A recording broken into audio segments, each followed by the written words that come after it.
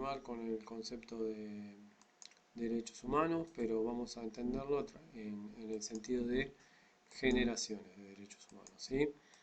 ¿A qué nos referimos con generaciones? Tenemos que pensar, tenemos que pensar que la dignidad, la igualdad y la igualdad de oportunidades son base de las generaciones de derechos, ¿sí?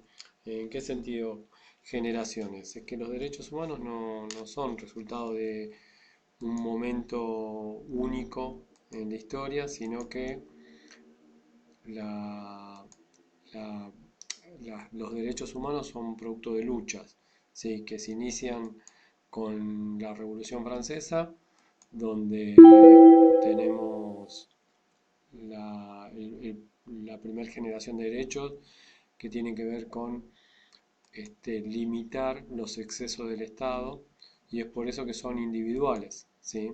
Son derechos individuales, en tanto son civiles y políticos. Un ejemplo de derecho humano de primera generación: la libertad de expresión, la libertad de culto, la, la capacidad de la posibilidad de votar, el sufragio, ¿sí? Entonces estamos hablando de derechos del individuo, ¿sí? Frente al Estado, son civiles y políticos, y a la vez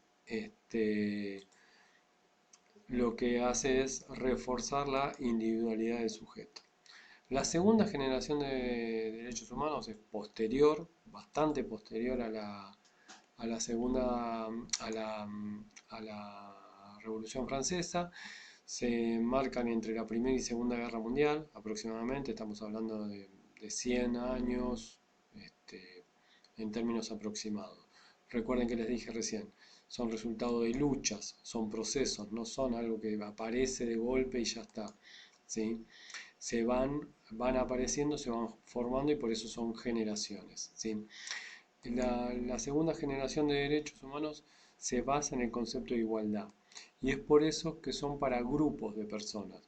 Esto es, por ejemplo, un derecho económico como el derecho al trabajo es para los trabajadores, ¿no? Entonces es para un grupo de personas. El derecho a estudiar, ¿sí? Es un derecho para aquellas personas que están en una edad, en un momento de su vida, que tienen que escolarizarse. Por ejemplo, el derecho a, a jugar, ¿sí? Que es un derecho de los niños. Bien, mientras son niños, ¿sí? El niño, por ejemplo, no tiene derecho a trabajar, es más, está amparado para que no trabaje, pero sí tiene derecho a trabajar.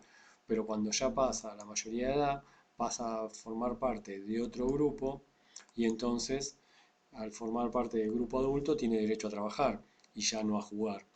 Entonces, la segunda generación de derechos nos habla de esos derechos humanos como el empleo digno, la salud, la vivienda, y tiene que ver con cuestiones sociales, económicas o culturales, para grupos de personas. Y por último, la tercera generación de derechos humanos, que son derechos más recientes, digamos, son derechos de tercera generación, como decía recién, hablan de los derechos, por ejemplo, un medio ambiente sano, el derecho a la paz, que, que son situaciones, por ejemplo, el medio ambiente no le habla a un grupo de personas ni le habla a un individuo, le habla a todos, a toda la humanidad. ¿En qué sentido a toda la humanidad? Si el medio ambiente está contaminado, nos afecta a todos, ¿sí? Si el aire que respiramos está contaminado, no importa eh, si somos del grupo de los trabajadores o del grupo de los que tienen que jugar porque son niños, ni tampoco importa la situación económica, porque el medio ambiente nos afecta a todos. El tema de la paz, por ejemplo, si hay una guerra contra Argentina, supongamos, y no sé, hay una bomba nuclear que cae en Buenos Aires, bueno, ya no hay una cuestión de no se salvan los niños o mueren los adultos o según el nivel económico. todos se van a ver afectados por la guerra. Entonces, estos últimos derechos de tercera generación empiezan a aparecer en la década del 90 del siglo pasado, 80, 90, y se mantienen hasta la actualidad. Bueno, con estos conceptos continuamos trabajando sobre la idea de derechos humanos.